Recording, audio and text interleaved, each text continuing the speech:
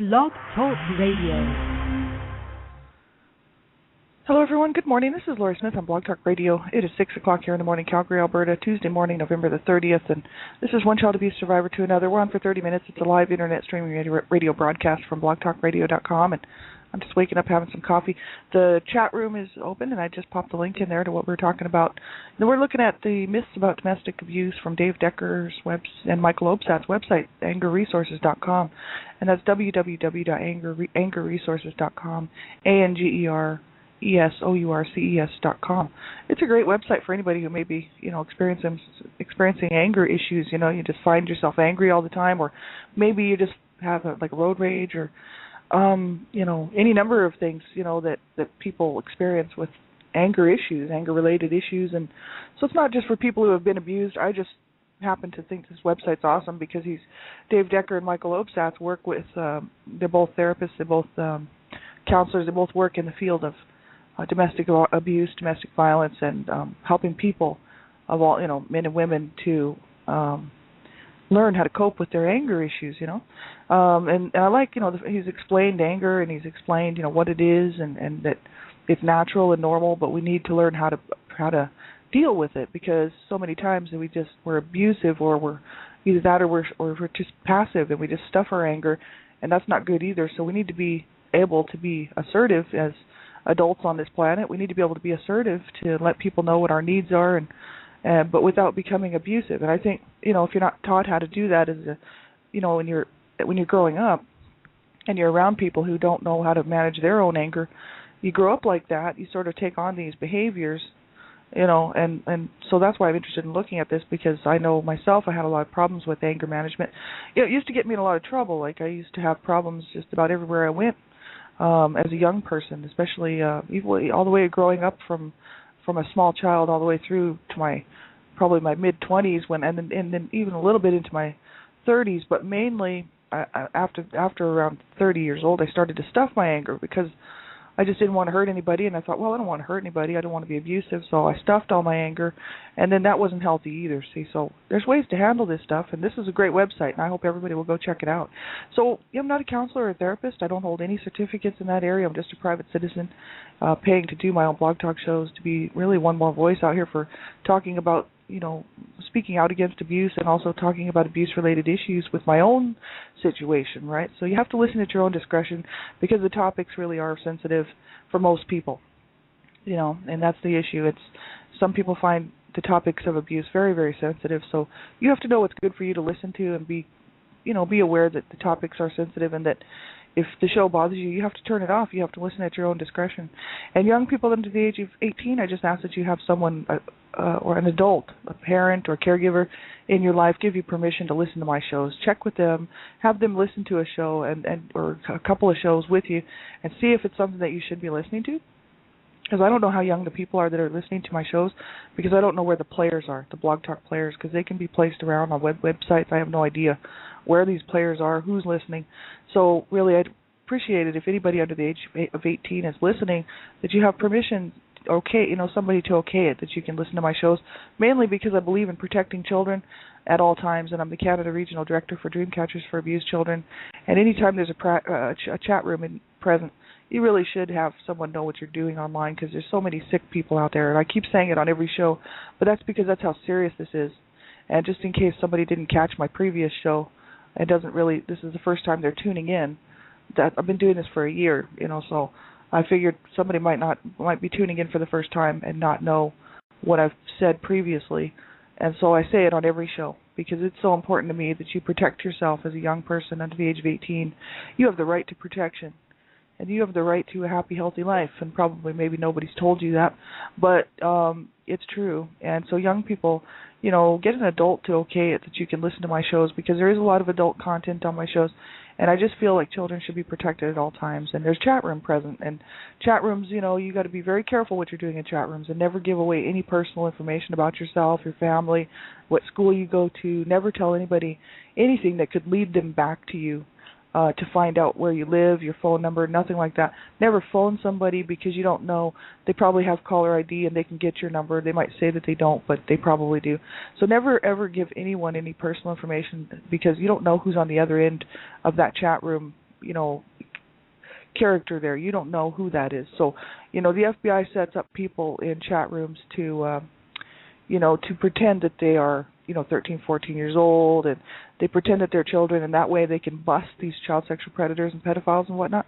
But, you have to be very, very diligent to keep yourself safe, right? Because there's sadly enough, every time the FBI and ICAC and all those guys bust somebody for, for doing what they're doing online, which is to solicit children and to exploit children, 600 or 700 more come right behind them. So you got to be really careful what you're doing online, and that's why I ask people to have under the age of 18 to have permission to listen to my shows. So we'll get started with this topic here. We left off yesterday talking about myths of domestic abuse by Dave Decker from this angerresources.com, and he's talking about, we left off where it says down question number, or not question, but myth number, let me see. Number 11, domestic abuse is a couple's or an individual's problem. And I think, let me make sure that's where we left off. Yeah. Oh, let's see. No, that's not where we left off. Sorry. No, we're down here. Hold on just a sec. Okay. Yeah, we left off sort of talking about the fact that women can change their abusers if they are if they're a good enough partner, attentive, caring, and loving enough to their man. And then the reality of that was that many women, especially young women, believe this romantic notion that they can somehow transform their partner into a non-abusive person if they only try hard enough. And it says and he says here, Dave Decker says, in fact, men are responsible for their abusive and violent behavior, and once violence has occurred in the relationship, there's a strong probability that it will occur again over time, becoming more frequent and more severe. Only men themselves can make the decision and take the steps necessary to intervene and change their controlling and abusive attitudes and actions. That's number 20, myth number 20. And, he's talking mainly about women here and the fact, men abusing women. But, he also acknowledges on his website, this is just one particular article where he's focusing on certain sections of whether it's the men who are abusive or whether it's the children who are abused or whatever.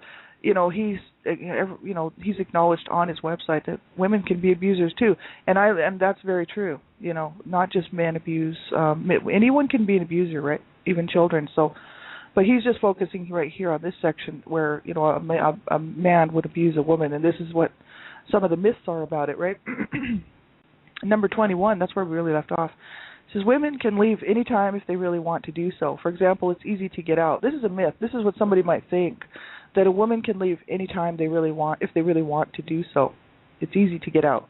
And the reality, he says here, women do not leave abusive relationships for a number of very valid reasons, including fear about retaliation, because he says here, men may threaten to stalk, harass, hurt, or even kill their partners, their children, or others they love. And we see this all the time out in these headlines, right? Very, very sad, because it's so true. There's quite often threats about killing the family, hurting the partner's parents or their children or any number of things, their friends, harassing them, right, stalking them. They just may be threatening to do this, right? Economic dependency, that's another reason. Lack of awareness of alternatives and community resources, that's another huge one. If people don't know what's out there and available to them, they might think that they can't leave, you know what I mean? And also, sometimes some smaller communities and certain communities might not have the resources. They might not have the domestic violence shelters. They might not have the programs. They might not even have any domestic violence counselors. You can imagine some of these real small communities, don't have a whole lot of, services available. Some of the bigger cities, obviously, they do, but even then, it's hard to get in because they're full. Like, that's the problem with domestic abuse. All you have to do is start checking around. The shelters are generally full, and that is really sad because these people should not have to be running for their lives just to escape the abuse. It's like kids on the street, same thing, except for they don't show up at the shelters. They just end up on the street. And but a woman running with her kids and stuff, those shelters are full mainly most of the time, and it's really sad. There's no reason for that. That's why I just get angry. Yesterday I was a little bit angry about this stuff, and actually was cussing a little bit, so I apologize about that. But no one should be abusing anyone. It's mind-boggling to me. I don't get why people have to be so hateful. If you have problems in your relationship and the abuser, starts getting abusive, they're the ones that need to get the help. They're the ones abusing the family, and they're the ones that really should be forced to get some help. But what ends up happening is usually the person who's being abused has to try to get out of the situation because the abuser doesn't want to change their ways. And I mean, this is absolutely horrible. It just makes me angry because I know I've personally been in it, I've seen it, and my friends have been in it, and it just bothers me that so many people are affected by this. Excuse me. It says also, socially learned and prescribed caretaking roles. That's another issue. They might think that, well, this is just the way they're supposed to live their life. They're supposed, some women, sadly enough, I've actually heard this from women, think that it's okay that their partner would abuse them for certain things, like, if they did something wrong, they think that it's okay that their partner would abuse them. And it's because they grew up like that and their whole family was like that and no one ever told them any different. I don't know how a person can get through life feeling like that. I knew it was completely wrong for people to do what they were doing. I don't know how I knew that. I know that some of my siblings would stick up for my mom against my dad, and so I saw that, and I think that had a big impact on me because my siblings, my older brothers, were sticking up for my mom against my dad. I sort of realized that, okay, there must be a problem. And also the fact that my mom would be yelling out that it wasn't right for my dad to be treating her like that. And so I kind of heard this stuff. Then in school, when I was in elementary school, there was a little course. It was a one-day thing where these people came into the school and they talked about child abuse and domestic violence, and they were talking right to the children in like an assembly thing. And I remember sitting there watching this video and listening to these people at that age, and at the time I was being abused, and I actually felt very uncomfortable about seeing it because I thought they could see right through me, and I thought for sure that they would be able to see that there was something wrong with me. And at the time I didn't think anything about abuse really. I wasn't thinking, they're going to see that I was abused. What I was thinking in my mind, because I was probably, I would have probably been about 10 years old or maybe 9 years old or something. I was thinking that they would think there was something wrong with me, right? That there was, because I was sitting there and I was thinking, oh God, this is my life. They're showing on this video, children being abused and mistreated, and that it wasn't right for people to do that. And I was actually scared because I thought, oh God, they're going to think there's something wrong with me, And that's very sad. That's the psychological damage done to people, because I did feel like there was something wrong with me, like that, because I was being abused. I really didn't think about getting help. I just felt like I should hide, and that I couldn't trust anybody, right? So it's so psychologically damaging, this stuff. It's absolutely horrific, But I knew it was wrong, and I don't know, some women actually can get through their whole lives thinking that it's okay for their partners to treat them that way. And especially in North America, there's no reason for that, because North America, we have human rights. Women's rights are everywhere, really, thank God, and we're still fighting for them, but we still got them. Other countries, I can see this happening, because other countries, their whole society is based on these roles that these gender roles that are prescribed and that people grow up in, and so I can see where that can happen, but not in North America, because there's too many people that know, hey, all you have to do is watch TV. Women have rights, you know what I mean? And, it's kind of like, I don't see how somebody can get through their life thinking like that, but it's so true that it happens to people, and it's really sad. Also, it says here, Dave Decker says, family and cultural pressures, right? That's another reason why people wouldn't leave the relationship, people putting pressure on the woman, saying, well, you shouldn't leave your husband, you can work it out, making them feel like, well, if you were a good enough wife, he wouldn't have to treat you like that. There's always kind of sometimes pressure from the people outside of the relationship who, for some reason, don't care that the woman's being abused. They just think that they should stay together and try to keep that marriage together, and it's very sad. So and also emotional dependency and the love women feel for their partners when they are not abusive, because if there's not, I know because I grew up abused, right? There are days that go by where things are pretty okay, you know what I mean? Maybe it's not the greatest, but, maybe nobody's beating on anybody. Maybe nobody's screaming at anybody, so everybody's kind of sitting around getting along somewhat, even though it's very dysfunctional and very crazy, because, it could happen, anybody could fly off the handle at any time. But women who live with abusive partners, they know this too, for a while there's always this honeymoon stage where things are okay for a little while, and then they set them up for another fall, because after the honeymoon stage and that whole loving stage is over again, then the abuser does what they do, abuses the woman, and it all starts all over again.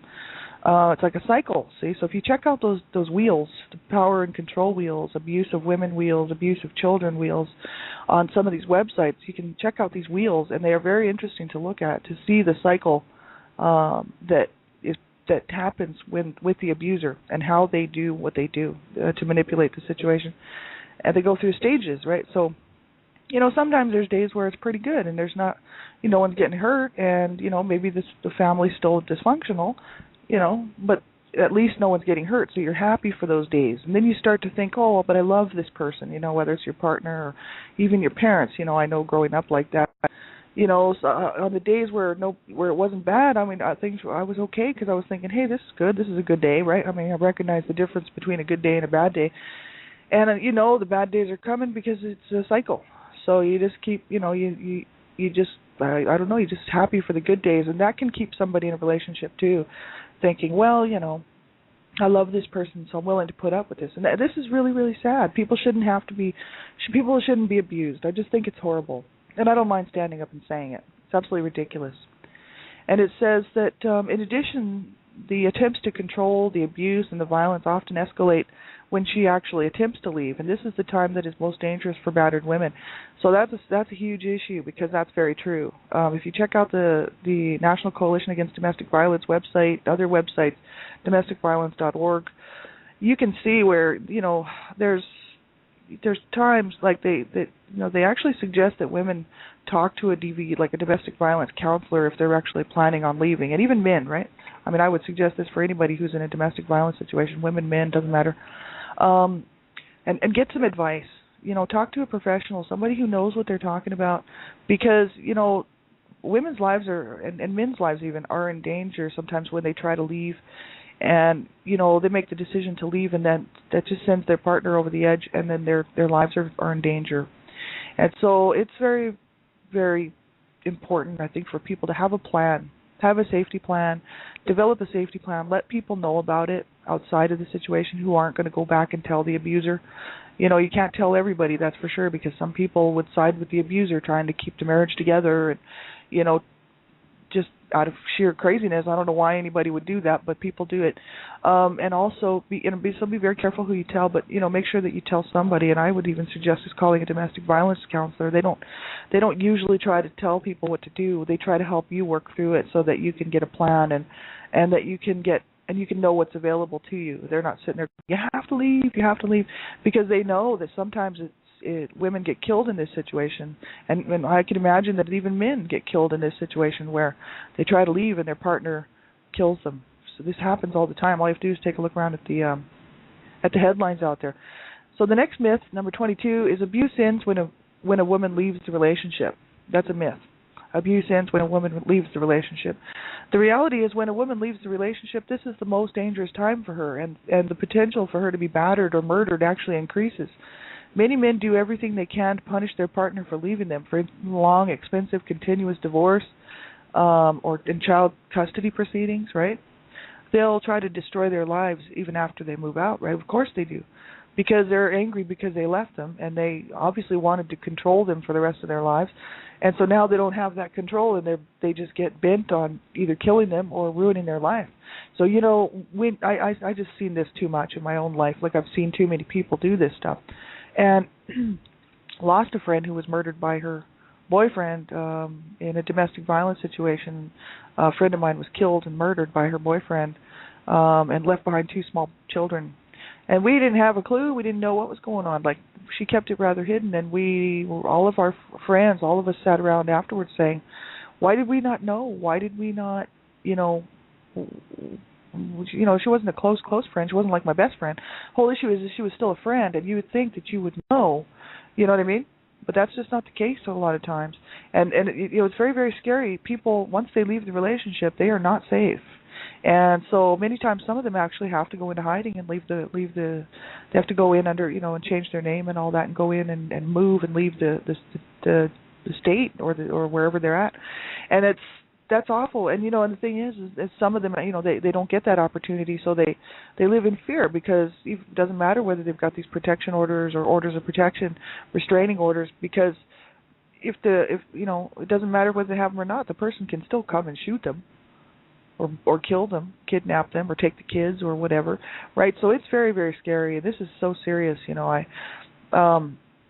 it's very serious. I feel so bad for people out here who are in this, you know what I mean? Because it's their life. It's horrible. No one should be treated like this, right? I don't care if it's man or woman, and it's absolutely horrible that people do this to each other, but they do. And growing up, seeing my parents, the way that they treated each other, was absolutely ridiculous. It's just, I couldn't figure out why they would even stay together if they were just going to bent on destroying each other, emotionally, psychologically, and physically, and verbally, just tear each other down all the time. My mom was just as responsible as my dad because she was fighting back, and so, the two of them were both responsible for it.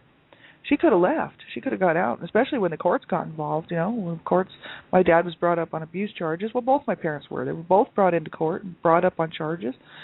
But it's because my dad had beaten up my brother, and my mom had sent him to school in a turtleneck in the summer. So they were brought up on charges, and the courts were like, well, my mom was pleading, you don't take my children, my children are all I have, and she didn't want to look like a bad mother. She had been abusing us too, right? And she was abusive as well, see? But she wanted to look like the good guy, so she's like, oh, don't take my children, and their father's just crazy, and blah, blah, blah. So, the court said, okay, well, you're going to have to go to counseling, and we're going to have social workers going in, and you're going to have to prove that you guys can look after these kids. There was 5 of us in the home at the time out of 7 siblings. The other 2 were the oldest and had already moved out. But the thing is we were told to get counseling. My mom had every opportunity at that time to leave my dad, and she would have got help. This was in the late 60s, but it doesn't matter. She would have got some help anyway. There were neighbors that would tell her that they would help her. She had friends, she wasn't completely isolated.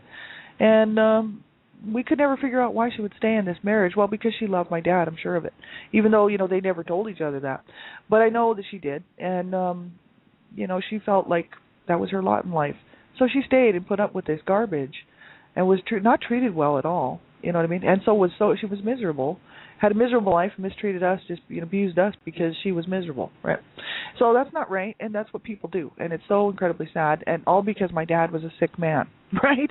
This is what it all boils down to. This whole thing happened because my dad was a very sick man and would not get any help, right? And he really was the instigator, the abuser. My mom was really trying to protect herself, so she would become violent towards my dad, but she wouldn't attack him unless he attacked her first. So she was really retaliating. She wasn't it was a reaction caused because he was already abusing her. So that she would become violent towards him too, but mainly because she was trying to protect herself and also trying to protect. She wasn't trying to protect the kids, I tell you that, but she was trying to protect herself, and she was trying to keep him away from her, right? So she was just abusive, really. But the thing is it's ridiculous to grow up around that stuff. Absolutely ridiculous. And I hope that people realize if you have children and you're doing this stuff, it will affect them, regardless of what you think or how you feel about it. You may know that, all you have to do is start reading. Domestic abuse and violence actually affects children who are in the womb. Doesn't matter, the children, anyone who's around. It affects everybody. It affects anybody who witnesses and who sees it, and anybody who hears it. Because domestic abuse is very scary to hear for children, even if they're in another room or they're just hiding somewhere in the house because the parents are fighting, or the caregivers are fighting, and the children are, it's scary. It's very, very scary, and it definitely will affect them, definitely. And they see this happening, this destruction going on. They might not even witness the abuse, but they see the aftermath, and the broken body and the broken furniture and the broken everything, right? The house is broken. So they don't even have to see the violence, and it will affect them because they know they're not stupid, and so it will affect them. Make sure that you get some help for your children if you're in this situation. Myths about abusive men. This is the next one. Oh, wait, I want to finish this one up. Sorry about that.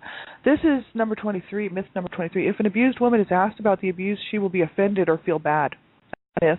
The reality, a woman in an abusive relationship already feels bad, and she may be hesitant to talk about the abuse because she may not believe anything can be done about it. But providing her with resources is one way to empower her to do what she needs to do to take care of herself and her children. So, yeah, sometimes women don't want to talk about the abuse they're suffering, and they just rather keep it very much private. But I think if a person is really, if you care about that person, and you want to see them get some help, you could say, look, I'm here for you. Here's my telephone number. If you are there for them, don't do that unless you really are there for them, right? Because they might call you at 3:00 in the morning and they might need something from you. So if you're not into that, then don't do that. But if you really care about them and you really want to help them, and you really want to be that person to help get them to safety, if you need to, or to phone the police, 911 or whatever, right? Then you could say, hey, look, I'm here for you, man. You don't have to talk about it if you don't want to, but here's my number and here's a whole bunch of resource information I pulled up for you, and because I want to see you safe, and I would hope that you would get yourself to safety, right? And if there's children involved, it's like get yourselves to safety and do what you have to do to keep yourself alive and get out of the abuse, right? And just be there for them. You know what I mean? If you can't do that, then don't do that, because they might believe you. You could be the only one person that they actually believe, and then if you're not willing to actually do it, then they'll be like hurt. They'll be like, well, screw that. The only person that actually reached out to me, and now you don't want to help. So be very, very careful about that. Myths about abusive men, number 24 myth. Abusers are out of control, crazy, mentally ill, and aren't really responsible for what they do or have done. That's a myth. That abusers are out of control, crazy, mentally ill, and aren't really responsible for what they do or have done. Reality, Dave Decker says, the vast majority of batterers do not have either thought disorders or impulse control disorders that create an actual break from reality. In fact, men have learned to use violence to control people and situations around them and make clear choices, although they may not be conscious of these until they begin treatment, about where, how, and when they become abusive with their partners and others. So that's right, not every abuser, abusers, first of all, are not out of control, because abuse is a means of control. It's a way to control. It's what they're choosing to use to control the situation. So they are very much in control. But if our abusers are crazy, mentally ill, aren't really responsible for what they do, that's just not true at all. Everyone's responsible for what they do, and I don't care whether they're mentally ill or not. My dad was mentally ill too. But did it give him the excuse to be able to do what he did? No, not at all, because he was court-ordered counseling to go get help. He was supposed to go see a counselor and a therapist and everything for his schizophrenia. And he didn't care. He didn't want to admit that he had a problem. So they went to 2 counseling sessions, and then they kind of skirted around the issue for a bit, and then we moved to Canada, and that was it. You know what I mean? And they pulled it off. You know what I mean? They pulled off held it together for a little while, and then the social workers were out of sight, out of mind, and then we moved, and then they were able to continue what they were doing. They're out of their craziness, you know what I mean? Which on my dad's side really was mental illness, because he is mentally ill. But my mom was just, she had emotional problems, right? She was manic depressive, which is kind of maybe like some sort of a physiological disorder, but more so I think she was just so down because she had been abused as a child, and then she ended up in this marriage and she was not happy, and things weren't going well for anyone in that home. And so abusers, just to say that all abusers are out of control, crazy, mentally ill, and aren't really responsible for what they do or have done is totally a myth. People are responsible for what they do, and that's why they have to go to jail when they get busted, thank God. People have to take responsibility for what they do, because ultimately they're the ones that are doing it. No one's forcing them to abuse their wife or partner. There's no one forcing a woman to abuse a man. There's no one forcing parents to abuse their children. It's a choice. They're doing it because they can't think of anything else to do, or maybe they like it. There are sick people out there who actually do enjoy kicking their kids around and hurting their children, right? My mom used to enjoy hurting me. She would sit down and laugh. After a beating, she would go in the kitchen and she would laugh, and she'd think it was so funny. She just thought it was so cool, you know what I mean, that she could kick the shit out of me.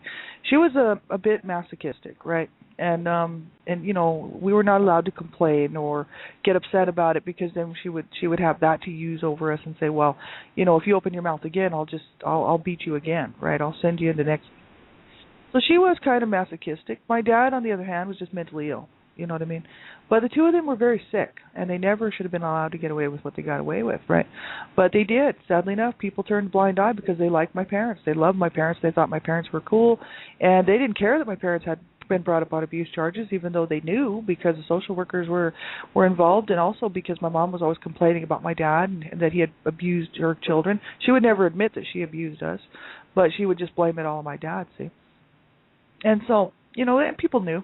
And they just chose to turn a blind eye, right? So many times abusers have a lot of support, and even in domestic violence situations, they will have support. So, if you're being abused, you make sure you get some help. Do whatever you have to do to get some help. Call a crisis line. Call 911. I don't care. Get some help. Don't allow yourself to be abused. My God, we're losing people. People are dying, and children are dying, and this is absolutely horrible. So if you're in this situation, or you know someone who is, you get some help, or you get them some help, right? And if you know a child's being abused, it's the law. You have to report it. And if you suspect abuse, make the phone call, because they don't obviously remove children when they should. You know what I mean? Half the time they don't take them out and they end up dead. We're just lucky our parents didn't kill us. But the thing is, my mom did some horrific things to me that really were horrific. And she should have been busted. She should have been brought up on. She should have been arrested and put in jail. And my older brother actually says that quite often. Like both of my parents, both of our parents really should have been jailed. They should have been prosecuted, right?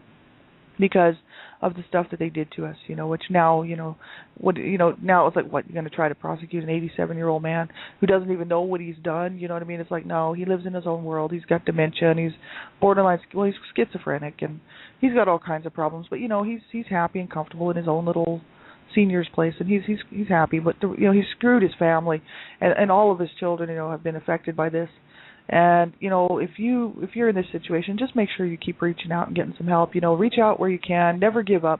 Keep looking for that help where you can find it. I'm glad to be sitting on the other side of this now, because 4 years ago I wasn't in this position to be able to say, reach out and get some help, because I wasn't doing it myself, and was very much hurting and very much suffering, and was thinking about self-injuring and suicidal thoughts and whatnot all the time, and so down and depressed and dark, in this pit of hell. And so it's taken me a long time, really, 4 years to get where I am today. But you know what? I'm so glad to be on this side of it, because now I know that I'm fighting to live, and that, it's no longer a struggle for me to sit there and think, well, should I even allow myself to heal?